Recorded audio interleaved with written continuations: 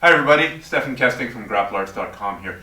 Today I've got a treat for you. I've got Ritchie, Rob Biernacki, friends of mine, and Rob's got a super cool Kimura technique that I insisted he share with you guys. So Rob, take it away. Thank you very much. Okay, so Rich is going to be on his back here, and what we're going to do, and by the way, Ryan Hall has some excellent information on a concept called the open elbow, and that's anytime you're trying to achieve pretty much any kind of arm lock or any kind of vulnerability in the upper body, you're trying to separate someone's elbow from their body. So we're going to use this to attack Kimura, but one detail I'd like to add is that opening the elbow by itself is not necessarily enough to put someone's arm into a weak plane.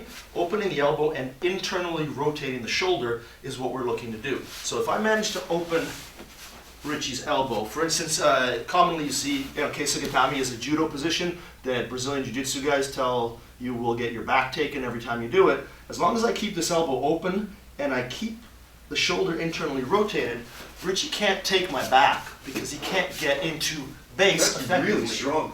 Yeah. Yeah. So once I've created this, and you can get to this position any number of ways. You can start with an underhook. You could have started with Kesa Gatame. I'm going to keep his elbow off the mat as I lift my hips. If I try to come here, then he will potentially take my back. But I'm going to control this elbow, separating it from his body and from the mat so he can't derive base, get an effective post. And I'm going to lift my hip, which is going to prevent him from being able to connect his arms. Because if I stay here, he can connect his arms to defend the technique. And you're going to go for a ride. Exactly. I'm going to the other side and he's going to be, yeah, exactly.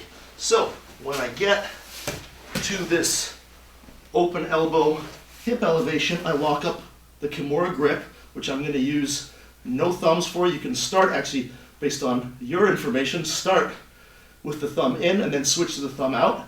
And I'm going to start to Granby roll. So I'm going to go from my right shoulder to my left shoulder. And as I do, I'm going to roll through and then punch the arm immediately back towards him. If I don't do that, if I stay here, he can try to fight his way back to base. And, oh man, that was a devastating reversal. So when I land here, I make sure not just that I'm keeping his elbow open, but that I'm internally rotating it by punching my arm down and punching this arm forward. So once again, internally rotating means like this. Exactly, which is what we do to finish the Kimura, but we don't often do it to control the Kimura. Right. For instance, you'll commonly see people, if we can just turn a little bit more here, you'll commonly see people get the Kimura here and they pull it to their chest. And then if Ritchie just closes his elbow and bridges and turns, you lose the Kimura grip. That used to happen to me all the time until I was fortunate enough to get some details on this from Ryan Hall on how to do it differently. And he emphasizes, and now so do I, this internal rotation. That's really strong. Which denies the ability to close that elbow and to shut off that internal rotation that I'm using to create vulnerability. So if we go back to the same technique the whole way through from the beginning, again, however I managed to get here and separate his elbow from his hip, I lift my hip and I get to the Kimura control.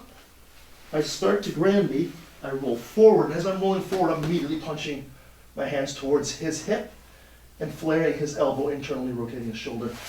I belly down, putting my toes on the mat so that I'm in base, the whole time keeping my arms straight. As soon as my elbows bend, he can come out of the position into base, closing his elbow. So my arms are extended, I'm climbing up to my knees, still keeping my arms extended as frames, and I roll him away from me. Now I have the option of either using this as a control scheme to take the back, or I can attempt to step over and finish the Kimura, or I can arm bar, I can come back to arm triangle chokes, etc., etc. It's just a neat way of going from a submission, or from a side control position into a submission chain. Can you show it one more time? Sure. So just as before, I've separated the elbow, I've got my grips, and I've started to roll.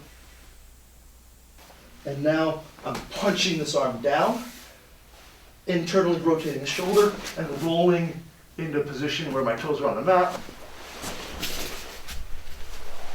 I'm in base, keeping my arm straight the whole way, and flaring this elbow, internally rotating the shoulder. That's strong. It gives me all my options of either finishing or attacking the back. To attack the back from here, I would perform the chair sit maneuver, pull him across, put my hooks in, secure the seatbelt.